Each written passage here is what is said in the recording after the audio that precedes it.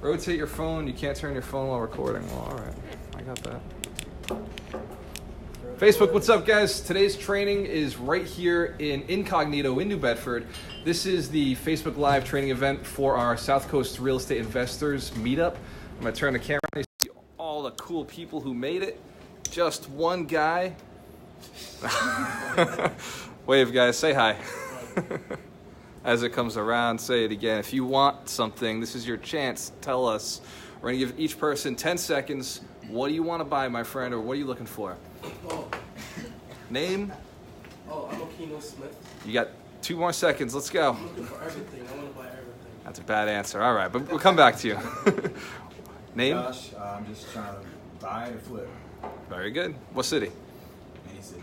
All right, we'll improve that. My friend? Looking for 3 families in Florida. Nice. Very solid. What's your name? Steve Cup. Steve Kopp. Melanie. Yeah? Whatever you want. All right. Easy enough. Right here. Yeah, right there. I'm Josh. I want a beach house. Not a beach house. All right. You got to pick cities, bro. What about you, Corey? 3 or 4 families in Florida. Nice. Very solid. That's how you ask. And yourself? Same thing, 3 or 4. Same things. What is everybody with the same things here? All right. Buy commercial property. Retire. Well done. Sandra, what do you want to do? Be on the beach right now. Be on the beach. Well, you got to service the rest of the night, but then you can go to the beach. Kendrick, looking for multi-families in New Bedford, Fall River, South Shore, Metro Boston. You got a long and list. Cash buyers. All right. Cash buyers. Brandon, I want a 4-family in New Bedford. Nice. Simple. Dave, multifamily, Bedford, Fall River. Very good. Jordan, off-market deals for multifamily in Fall River and any South Shore, South of Boston areas. Nice. Charles, same thing. Apartments. Very good. Santana. Elvis Santana, I guess more multi-families, preferably Fall River and surrounding areas. Very good. Mario, what do you want, brother? There are Pink Pioneers, and I'm looking for 5 to 12 units on the map. Fall River. Very nice. The gentleman in the back. Tony, multi-families in Bedford, Florida. Tony, multifamilies in New Bedford. Mike, 3 or 4 family in Got it. Very good. So you guys know what the whole room is looking for. We're looking for multifamilies, Fall River, New Bedford. There's some wholesalers. There's some people on the South Coast who are looking to purchase property. Everybody in this room right now is looking to buy property. If you're looking to sell something, this is the room to sell it to, right? These guys are all cash buyers. You heard that a bunch of times. So sales of real estate. This is probably a room full of people who are looking to make money, buy real estate. So today's talk is a little different from what we normally talk about. Today we're going to talk about buying not just real estate, but a business. Buying a business with real estate is buying 2 sources of income, right? Not only are you buying the wealth of the business, wealth of the real estate itself, but you're also buying the business and the cash flow that it can generate. Not just the cap of rent, but the increase that a business can generate. Everybody gets that businesses make more money than just rentals, right? Commercial real estate. But then you're talking just commercial rental, right? No. The business itself It would be the same, yeah. can increase its cash flow every month. And it can, as you do better as running the business, you can generate more and more income. Whereas when you just own rental property, we get to raise the rent once, maybe twice a year if we're really aggressive, which I don't think, has anybody ever raised rent more than once in a year? I haven't. I personally haven't. I think they're already mad at me when I'm raising the rent the first time. So in owning your own business, Sandra, you can have months where you're $3,000-$4,000 more than you were the previous month, right?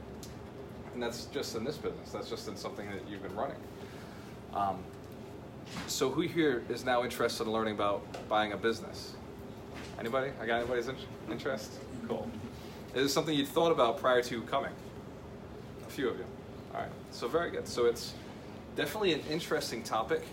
If you guys don't mind, just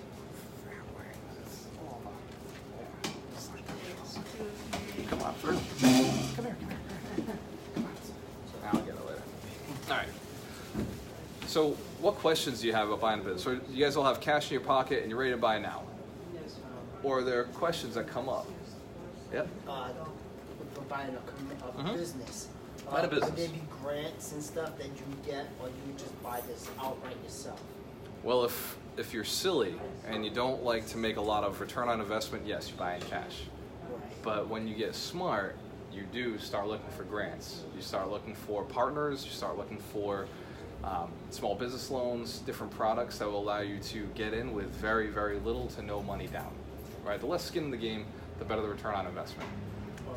So But if you had yeah. skin in the game, would it be more them into it to give you the money, or it doesn't matter? For a bank, for sure. For a commercial It makes bank, sense, right? yes. For a commercial bank, the more you put down, the more secure they feel in the investment. Which is why you've heard of down payments with rental property. When you're going and buying a house from a seller, everybody knows what seller financing is? When you go and buy a house from a seller, what's the down payment you have to bring? None. It's whatever you negotiate. There's no rules behind working with somebody, a normal person's money. When you go and you buy a business or a piece of real estate with commercial funds, with a bank's funds, what's the down payment? It varies between 20 and 30%. Yeah. And actually, it varies as low as 10% if you know how to buy the commercial property. So that's using the bank's money to buy the commercial. What if you Yes. had your own money and you could actually just negotiate how much to put down, whatever the guy would want or the person would want. Now you're talking seller financing. Right. The terms, It would be- everything is up to whatever you guys negotiate. It can be So it doesn't have whatever. to be a That's if the specific seller's willing to. percentage. Correct. That's if the seller's willing to negotiate that. Some don't want to sit there and hold the property for you. Correct. So that's why partners are sometimes far better, or finding a seller, and basically the seller becomes your partner, right? In a way, because now they're going to carry the note for you. So it becomes far more flexible when you get away from commercial lending, when you get away from traditional lending, is what we call it, right? The real banks, the traditional banks. So when you're buying a business, you only have one avenue to go with a commercial lender. It's typically they want 20% down, and they have to have experience in the business. You have to have experience in the business, or one of your partners has to have experience. When you get an SBA loan, now there's different little tools that you use. When you get a grant from a city or a grant from the state, now you have different flexibility. There are options and avenues where you can come into something like this with no money down. It becomes much easier once you start asking the right questions. So, very good questions. What else? What are some of the other things that came up for you guys? What's up, April? That's all it was all the financing? That was the only concern? How do you value a business versus Very good. a multifamily? That's a What's the question. difference? All right, so how do you value a multifamily? So you look at the cash flow over how much you're putting down or how much the property costs. That is one way to do it. That's capitalization, right? You look at, well, not cash flow. You're thinking GRM. But when to evaluate a property, we usually use capitalization rates. Everybody familiar with cap rates? Yeah. So that would be gross revenue minus gross ROI, net operating income, divided by the purchase price of the building. So that gives you your cap rate. In business, it's a little different. You take the gross operating revenue, times it by typically 2.5, 3%, 3 times. So if a business is making $100,000 times 2.5, it'd be worth $250,000. Or if it's making $100,000, you can times it by 3, and you get $300,000. Okay. Now, in order to get financing, typically we like to see the business actually showing the tax returns. Most businesses do not do that. We were talking about taxes earlier, right? What benefit do you get from showing all your taxes? The government taxes you, right? If you show all your income, yeah. If you show all your income, the government will tax you, right? So, hey, you made it. So one of the reasons a lot of business owners won't show all of their income, and it's typical, same with landlords, is because they don't want to pay taxes. Now what hurts them down the road is the valuation of the business itself goes down because it's untrackable. And Sandra's hiding right now because there's a lot of money that can be made in a business that comes through cash, and a lot of times the owner will slide it to the side and it just comes through, right? You have to understand that when you go and evaluate a business. You don't just look at the books You say, you know what, I know there's ghost money here. There must be hidden money. And if you're trying to buy a building or a business, you're looking for the opportunities within it as well, right? So now you evaluated the building, you evaluated the business. How do you evaluate the building? The building's evaluated the same as any other piece of commercial, right? You look at what's selling in the area, what the cap rates are in the area per square footage, and you evaluate it that way. This building's somewhere around the 200, 220 mark, and what she's looking to do is sell it for 350. And the valuation came up as, well, it's ghost money. Like, we had to kind of figure out what is the value here, what is the value of everything. And 350, I think, is probably a steep discount compared to what it would be if we were showing everything. But because there's so much potential and it's 100%, you've got to come and do this for equity, you end up with a discount. Right now, as investors, what are we always looking for? We're looking for a discount. We're looking for discount. We're looking for cash flow. We're looking for the opportunity to do a value add. Anybody heard of value adds? What's a value add? Hey, what's up, brother? Hey, how's it going? What's a value add? Basically, like something that you can do to increase the value of that property that is more than your effort. Yes. So in a normal building, a typical value add is you go in and you renovate a unit, right? Paint, carpet, renovate the unit, change out the bathroom, kitchen a little bit, and now you're getting an extra $200, $300, $400 a month, right? It'd be a nice value add that would improve the value of the building because your rents go up. In a business, say she has the potential to cook every single day and serve food every day, but she doesn't. She's got a full kitchen in the back, but she only serves on Thursday nights. Is there potential there, right? If you come in and all she's doing is serving drinks and not food, your tab is half the size, half the price. She's smiling because she knows. She's not even using the potential. She's not using the full potential. She's missing the lunch. What time do you open, Sandra? Is it 4 o'clock every day? And around She comes in at noon, but... But I have the doors open. Oh, okay, so, well, typically, from what she and I discussed, is we're opening at 4, right? So there's this whole 4 hours prior to the lunch hour that we're missing out on. That's safe to say, right? Like, you don't sell lunch during that time currently. So, anybody see the potential for opening a little earlier? I'm not saying turn it into a breakfast place and open at breakfast, but lunch in the city of New Bedford is a big opportunity. Does that make sense? Those are value adds. So that's where you find little additional pieces to add value to the existing business. So yes, you would evaluate first the business, then you'd evaluate the land, and then you'd say, this is what it's worth. This, if everything was fully showing, you're probably worth about $500,000. Because in realistically looking, you're probably somewhere between $75,000 to $100,000 per year in cash flow after all expenses, after everybody's paid, after everybody's going. But it hasn't been documented, so it wins for the investor. Hey, you made it. Thank you, Mario. I appreciate you making sure everybody signs in. Give Mario a round of applause. This guy's a champion. Wow. Nobody even asked him. Following the system. So what are the questions? What are other things that come up when you think about buying a business? Go ahead. I've heard that tailors, laundromats were safe bets. What are other safer bets as far as businesses? Safe bets. Laundromats, I don't know if I've heard about tailors being a safe bet, but laundromats for sure, because they're passive, right? There are a couple of other ones that I've never purchased, I've never invested in, that I really like. I'm trying to think of... There's a third one, I can't remember. I'll come back to it. Let me come back to that. Ron, can you think of... Car wash. Car wash is one. Storage. Storage is huge. Storage is phenomenal. Another one's parking garages. Right, parking garage, I mean, you set it and forget it. These things run themselves. I got a buddy, I think he owns 4 of them now. New York, Providence, nothing in Boston. And he loves them. He's like, I won't buy anything else, right? He'll buy a condo for me. He asks me about condos every so often, but not to invest in. He likes the concept of his garages. So those are great businesses that are, and the reason you asked about those, because they're extremely passive. There's no team involved, there's no chefs, they're very passive businesses. And I'm sure there's more, but those are probably the best ones. What else do we got? What are other stops that you can think of? And we're getting to one right now already by talking about passivity of buying a business. What is a concern that you would have?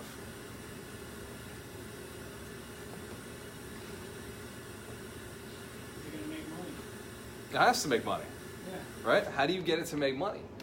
You've got to have the people. Do you have the ability, do you have the skill set to run that business, right? If you don't have the skill set to run the business, don't buy the business. If you don't have the skill set to manage property, don't buy the property, right? If you don't have the bandwidth to be able to either manage a property manager or manage the property yourself, then yeah, you don't belong owning it. There's people with property managers who still can't manage their own, can't manage the portfolio. Does that make sense? They don't know how to manage a manager, right? We have both managed, we've run a management company, and now we manage a manager. Of the three things we've done, this is the easiest one. I think that just about anybody could pull it off, but I see people all the time who have a property manager and still don't have to have the conversations with them. They can't pull off that conversation of, hey, this isn't working, can we get something else in there? My property manager texted me today, she's got a new tenant coming in tomorrow. I still like to have a little bit of a hand on things. I'll go sit and meet up with the new tenant she's putting in. Tomorrow at 10 a.m. we're gonna go take a look and we'll sit down, we'll meet. I think that that is an easy way to run and manage your business. In something like this, there's a couple of variables you gotta know about. Has anybody here ever had any experience behind a bar? Mario, all right. You used to own a bar, didn't you? All right, so if you've had experience in the industry, you have an advantage over everybody else. But the problem is, you'd have to be the one behind the bar. Right? You didn't buy a business with the idea of investing and being passive to be the person behind the bar. Does that make sense? So when you buy a business, to me, the first thing you look for is a partner. You look for somebody who's gonna be the little bitch. Sorry, Sandra. You do an amazing job back there. But somebody to replace Sandra. You look for somebody to be back there, spinning bottles, Coyote Ugly style, pouring drinks, while you're over there counting checks, right? Counting money, you got the money maker, the money counter thing is done.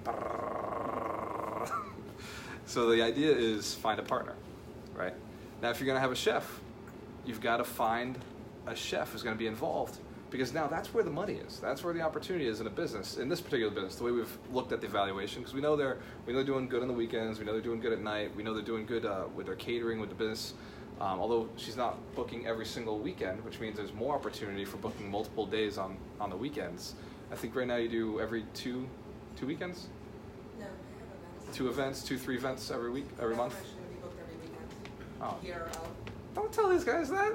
That was value add. All right, so she's already running her events pretty tight.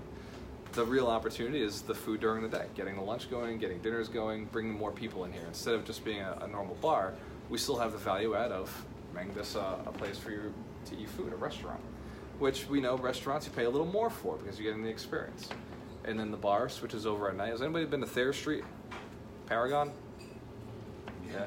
Yeah. All right. You guys have. Anybody else? Paragon, Thayer Street? Yeah. All right. My cool friends know. Everybody who hasn't, go check it out at some point. Thayer Street's a cool spot. They got a shark. This shark's still there? Shark's not there. Well, it was cool. It had a fish tank with a shark in it. It was like a little mini. But it's not there, so I'm not going to sell it to you. Paragon, though, you go check it out. It's a nice little spot, similar to this. And then at night, pull all the tables out, and it switches over to a club scene. And they do a great job at bringing more people in. Just by having the dinner during the day, though, they fill a whole different type of clientele. It's a whole, the people who are there during the day don't even know what this place looks like at night, right? I've always been a night guy, and I had no clue what the day looked like. I went in there one day, I was like, we're going to Paragon? I'm like, yeah. And it was food, and it was delicious, and the service was top notch, and that's the opportunity to get a whole different crowd out of the same exact business, out of the same exact space. That makes sense? Value add. All right, so you got to get partners. You got to find people who are into the industry, who are looking to work with you. Now, do they have to come in with money? It'd be helpful, right? It'd be nice if they came in with some money. And do they have to come in with the desire to work and be ambitious? Absolutely, right? That's the piece. Yeah, that's the piece. They also, it's easy to find. Believe it or not, easy to find, right? I just had Mario sign people in without even asking him, right? He's not on my payroll. Yeah, lucky now. See? He's on yours tonight. But that's about teamwork. That's about building a good relationship, finding the right people in your life, and attracting. When you start looking for somebody to be a partner in a business, you'll be surprised who starts showing up in your life. When I start looking for partners to invest in real estate, I get a whole group of people, right? I get a whole room of people. Where are my wholesalers at? Who are the guys I've wholesaled with? All right, on the weekends we work together, right? So we get together. They use my numbers, they use my list, they use my dialer, and actually we're going to improve those this weekend. We're going to add some more in. Ron's setting up the computers with me tomorrow, so we'll actually set you guys down. We'll create more lists so you guys can dial in and pick up more property right where you're looking for. That cool? Yes. All right. So that's free labor. If they get a deal, right, I'm going to pay them when the deal's there, right? Absolutely. But until then, they're working for free. They're on it's sweat equity. This is how they get in. Well, you do the same thing with your partner. Look, you have to bring some money in, and you're going to have to do all the work. But as the investor, I'm putting the deal together for you. All right, I'm putting the deal together for you. I'll handle the money and the paperwork side on the back end of it. You just handle the front end. And that's how you start making it a valuable position to bring your partners in, right? You don't have to give them a full equity play either. It's just, maybe they just make a percentage of the profits, but you still own the business. Anybody watch Shark Tank? Yeah, all right, we're in a room full of great people. What is the little, what are them? He's not the people shark. He's the little angry guy. What's his name? The one nobody likes. Mr. Wonderful. Mr. Wonderful. He picked his own name. What is he always going for? He's going for percentage of equity, right? He's going for, what's it called? Royalties? He's going for royalty. He loves royalties. He wants ownership, though. He's always looking for a piece of ownership in the business. And he's looking for the royalties because it's passive no matter what happens beyond. So when you're setting up an investment, when you buy a business, and when you bring in partners in, you want to hold on to the equity as tight as you possibly can and not give up equity. That's your true wealth. That's your true, down the road play when you sell the business. Everybody who buys a business, and write this down if you have notes, we buy businesses to sell businesses. We don't buy them for income. We buy a business to build a business and sell the business. That's the reason we buy a business. All the real estate you own, you're not buying it just for the cash flow. You're buying it to sell it one day. That makes sense? The biggest paychecks I've ever received came on the back end of selling a property. Right? I have jumped 10 years into the future by selling a building. I can look at the rents I'm going to make, and if the rents add up to $10,000 a year, and I make $150,000 on it, I've jumped 15 years into the future. Does that make sense? But I calculate that rents go up a little bit, so I'm still saying 10. Time travel, right? So we build a business to sell a business. Now, the fact that it cash flows, I don't like buying stocks or business or property just based on appreciation. That's not why we buy. But we buy for cash flow. We all talk about it. It has to be there. Because the only way to build that business beyond what it is and get to the equity play, the whole point to sell the business, is it has to cash flow. Because then it's scalable. You can build 10, 20, 30, 40 at a time. When Ron and I do flips, we don't flip single family homes. Because when the market turns, when we get stuck with 10 of those, we're in a negative cash flow position. It's not scalable, right? The first one, whatever, right? Oh yeah. Who is doing a flip right now? Who is doing flips? Anybody? You just finished one? You sell it yet? Not yet. Then you're not done yet. But good job in getting the work done, right? How long you been doing that one? I did it in 3 weeks, actually. All right, so this is the hardest part of selling. exactly. Welcome to the game. So you're doing a single family flip. You can do one at a time, right? And I'm not talking about the labor. I'm talking about the amount of risk that you're taking on. Every time you take on a single family, that leverage is more and more risk behind it. Right? When we flip 3 families, 2 families, we have absolutely no risk. We can scale, as long as we can keep the labor going, we're fine. We can continue scaling this and do 10, 20, 30 at a time. Right? The max properties we held at one time was maybe 10? Yeah. 10 total. So right now we're down to 4, which is peaceful. It's very relaxing, but we're bored. And so we're spending more time in events like this, doing fun things to find the next deals. But it's leverageable. If the market turned on us at any minute, we don't lose, we cash flow. Right? If the market turned on you right now, what are you going to do? No, I'm getting out. I hope you're getting out. So I'm probably different. I probably have a different take on what you're Go ahead. saying. So me personally, I know I've been listening to the conversation. Yeah. Everyone want to buy. Mhm. I won't buy and hold. I want to sell and cash flow. Yeah. So that's when it do turn, I can take advantage of the market. Exactly. So I have a different strategies. But You have, believe it or not, the same strategy as everybody in here. I just sold mine earlier in the year. Well, I'm still a buy, but I put an offer in on a property today. I texted my buddy Jim Baptista. I said, Jim, I'll pay $250 for it. He said, no way. The building was on the market for $325. But I would have bought it for $250 all day. It was a 5-unit brick building on the same street I own another big building on East Main Street. By the way, I put an offer in on a building on East Main Street. I almost told you about it. Sorry. And I put one on the same street a couple days ago, offer $180, and the guy came back at $210. I'll buy an amazing deal. I'm always buying, potentially, but we're not actually buying, right? So what you're hearing is us saying, yeah, we'll buy an amazing deal, but we're not actually closing on anything. We haven't actually bought anything in 2 years. We're still, haven't bought anything in 2 years? We're looking for an amazing deal. Yeah, we look for the deals we're used to. No, we've sold a lot. We've sold quite a bit. It really depends on the building. An amazing deal varies from building to building, business to business. So it really, I can't see it. we guys whispering over there. Yeah, all right. We'll see you, Michelle. Your strategy is the same as ours. Get out of the market and invest in something that makes sense. Invest in something. Now, for us, we buy bigger buildings. For us to go and try to build a portfolio on single families would take us forever, right? I see. It's, everybody's niche is different. Yeah. I have a total opposite concept with you. What you guys doing? Yep. Because me, I get in and out, so I stay under 2,000 square foot. Yep. I focus on the first time home buyer, especially in this market. 3-bedroom, 2-bath. Right. 250. I won't take away from your glory. Each area is different. No, I'm not trying to. But each area is different. In Fall River, New Bedford, it makes sense to buy multi-families because single family doesn't sell in these areas based on what I've seen. So yeah, I will do multi-families in New Where are you Bedford. investing right now?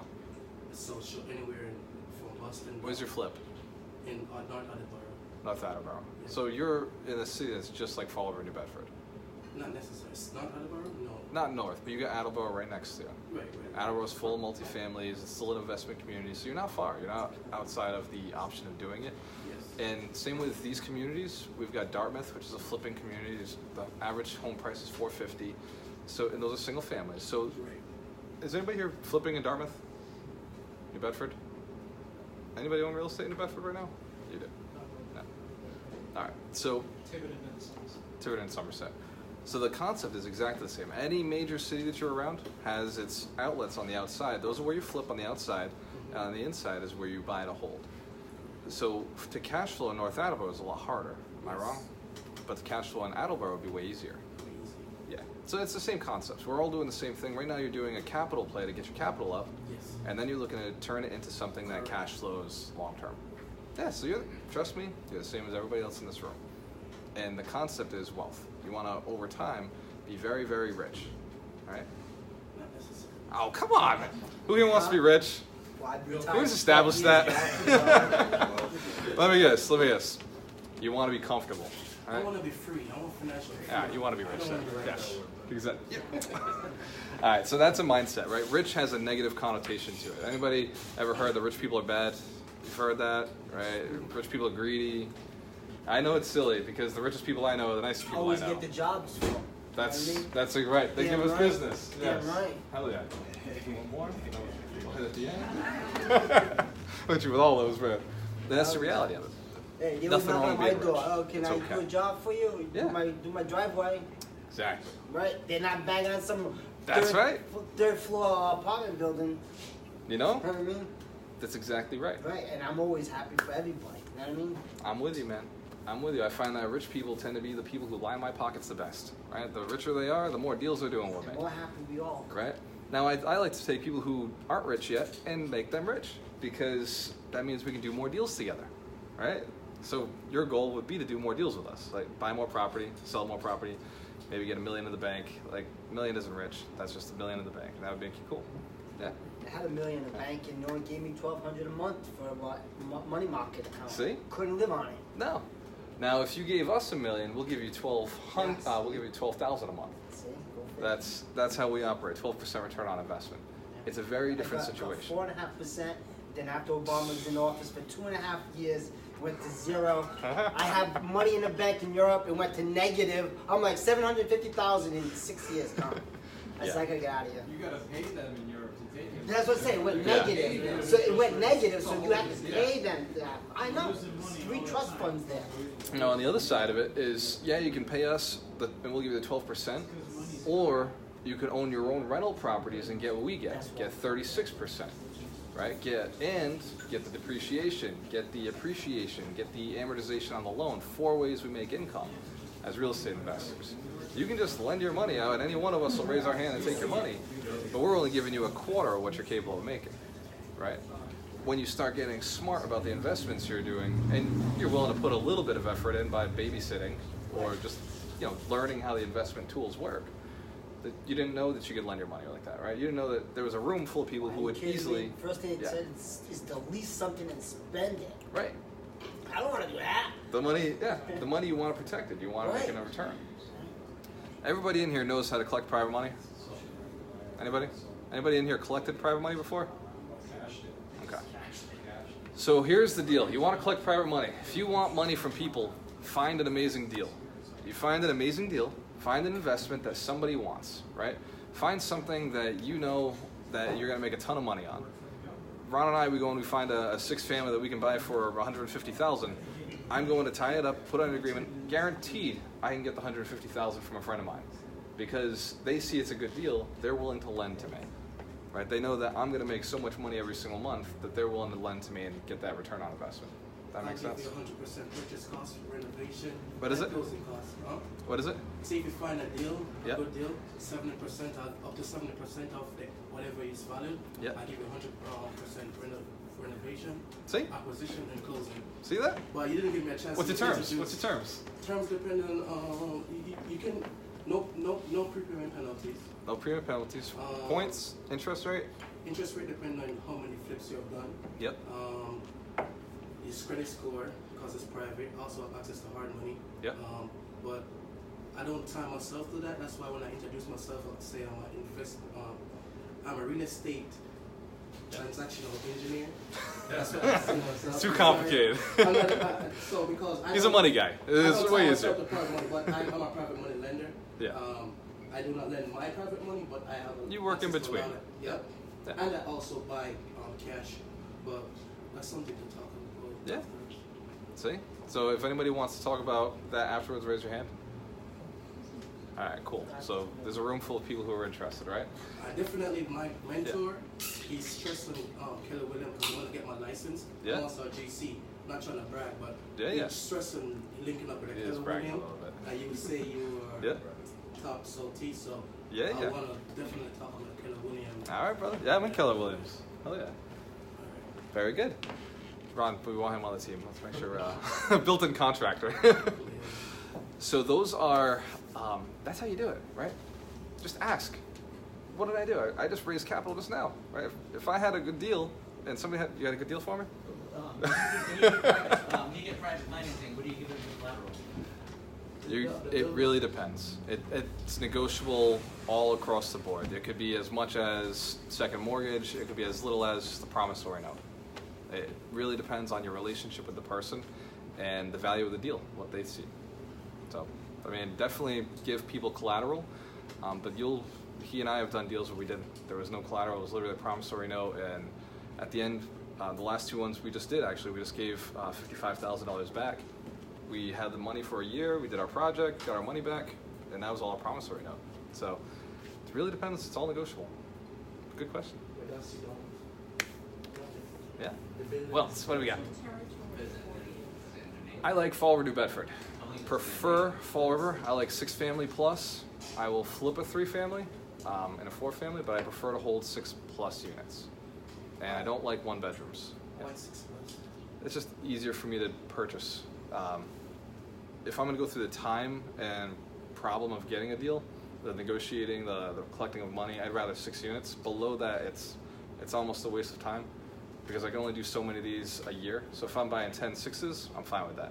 If I'm buying 20 3s, it's a lot more work. If that makes sense? It's just the amount of transactions. Put more doors in a unit, and I'm much happier. Easier to close more. Good question.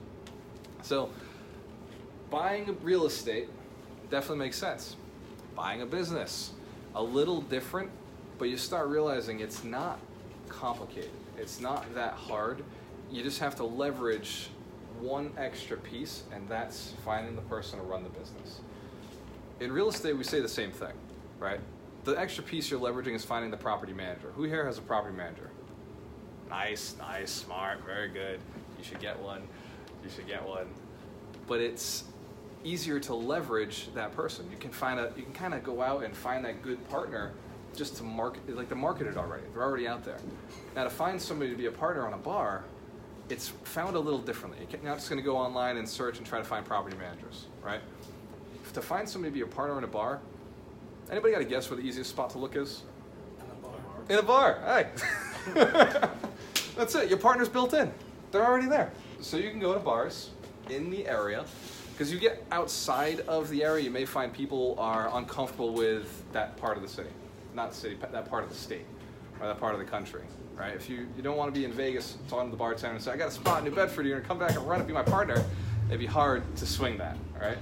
Now, if they're in one of the bars here in the city, and you go around at the right hours, you go around at night, you go around the different days, and you start looking for the right person, you'll find one of them is entrepreneurial. One of them has been dying for the chance. One of them is probably already a manager in a bar, in a restaurant. Ideally, you want them with the restaurant experience. Remember that's the opportunity in this location is to capitalize on the fact that they also have a kitchen. That's a full kitchen back there. Would you guys like to tour the kitchen? Yeah. Can I bring them back to tour the kitchen? All right, well, follow me then. We're gonna do one route. Follow me, and we're gonna go in, and we're gonna loop around back. And I'll take the camera. This is gonna be fun. All right, kitchen tour. Thank you. I heard you cleaned it up nice for us. Thank you. So the kitchen is pretty sweet. We got mad freezers. We got mad sinks. So much space. It's actually a pretty good sized kitchen. What do we got? 2, 4, 6, 8, 10, 12, 14 burners, fryolators, more sinks. Look at all these champions, real estate investors getting their tour on. Come on now, look at you. Look at you. Get it. Get it. Good, man. Facebook Live. Yeah, we're going to talk. We're going to do some business. Look at this. Look at the lights. Look at the lights. People getting coffees.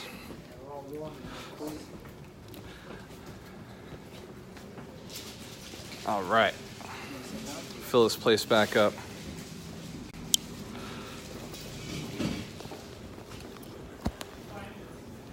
You missed our tour. All right. Thanks, Sandra. Make sure we don't lose any of them back there. Nobody knows. Look at all these guys. Oh, what do you think? Make money. All right. I'm like, you don't have to. $375. He's bidding up the price. All right, Mario, he's ready to go. He's got the New York investors on his menu. All right, so going back there, right? Remember the size of that kitchen? It's huge. It can service a ton of people. That's where our opportunity is. So anyway, so you got to find the right people to be partners with you in a deal. So you go and you find out where they're at. You get the manager who's running a decent restaurant. Ideally, it's a restaurant that's run at a very high level. Right? You want to go and look for the best. The best are going to have somebody who's keeping them that way. Right? The best restaurants in an area are going to have somebody who keeps them at that level. Ask for the manager and talk to the manager, build a relationship with all the managers. I don't believe in just putting all my eggs in one basket until that basket kind of is like wrapped in gold. But once I find the golden basket, I put all my eggs in there and I watch it like a hawk. Right? So you want to build your relationships with all the managers, find out who's the right person, and then you go and you start having the conversation one by one and offering, hey, would you like to join this business with me? This is an opportunity I have. It's a chance for you to get financial freedom. You come in as a partner. This is what you'd be doing. This is the cash you're looking at making. What are you making right now? What do you think? And this is the question. Whenever I look for a new partner, what do you think that you can do to add value to the business? What do you think that you can do to get more income out of this? Because they know the industry better than you, right? when you went back there, what'd you know about the kitchen? Anybody here, like, there was like 14 burners back there. That's what I knew to count.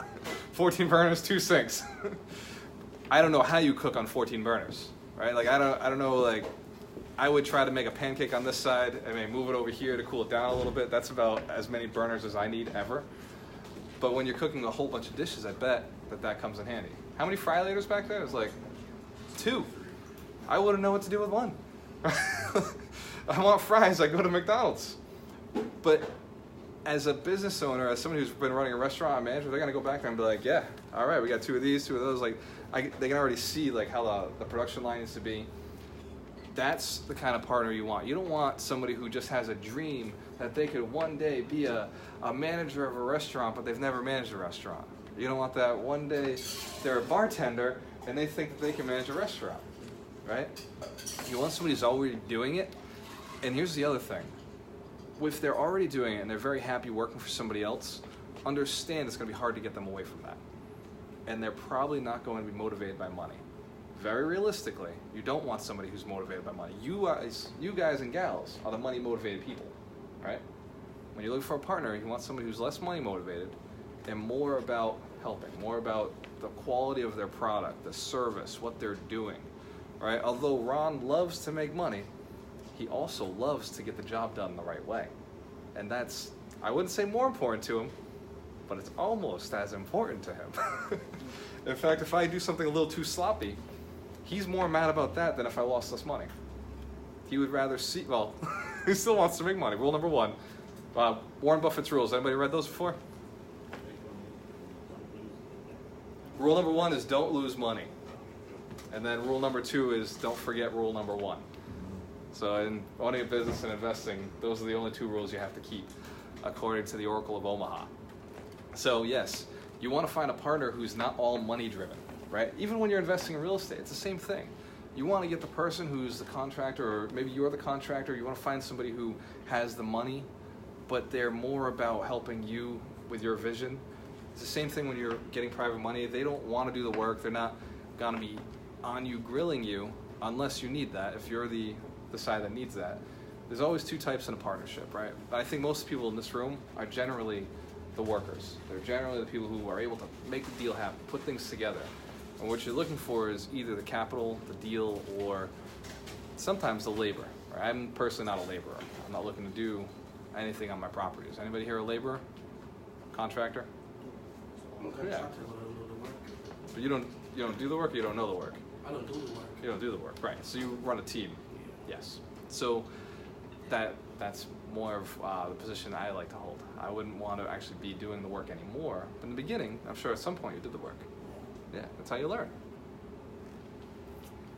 Anyway, the finding a partner, they've got to be motivated, they've got to be intelligent, they got to know what they're doing, and you don't want them to be too money driven. You want them to be more about the passion of building something. You paint the vision of what this place can be, allow them to paint it with you. Just like raising any good company, any good team, you allow them to paint that vision with you. Anybody heard of mission statements? Has anybody ever been in a company that had a mission statement? Has anybody been in a company that had a mission statement? Has anybody been in a company that had a mission statement and they were actually a part of creating it? It's very rare, but those are the best companies. The companies that allow you to be involved in creating the mission statement, they get a lot more buy-in. The people who work there are far more committed. They're far more involved. So if you paint a vague picture of the image, of the vision, and then you allow your partner to come in and finish the coloring and the dots and let them know how valuable they are, that partnership, they may not walk away with a ton of money, but they'll have what they were looking for. They'll have purpose. So you don't always have to give the equity away. And that's one of the pieces. Now, I'm not saying don't give equity. I think it's a good leverage, it's a good tool to do. And I think that it makes sense in some situations, especially if your partner's got everything and you really just put the deal together. Sometimes it makes sense to put equity out there. Those are to me, when you're looking for a business and you're looking to do an investment, those are the main pieces. Does anybody have any other questions about investing in business, real estate combination? What do you got?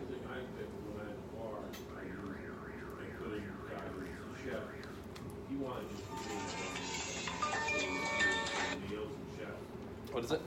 He wanted to create his own meals and express himself, so he was great for me. iron, so he could live his dream. Yeah. Same thing with the bar, but I'm out. Let them create their own drinks, their own drink menu. Yes. That little, you want somebody who's motivated in that manner.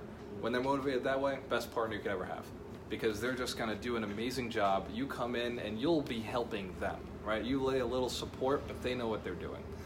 So with that said, I'm going to turn this off. Guys, be here next time. Yeah, wave. Hi, what's up? But come, next one's going to be good. Antonio, come on now, sell me that building.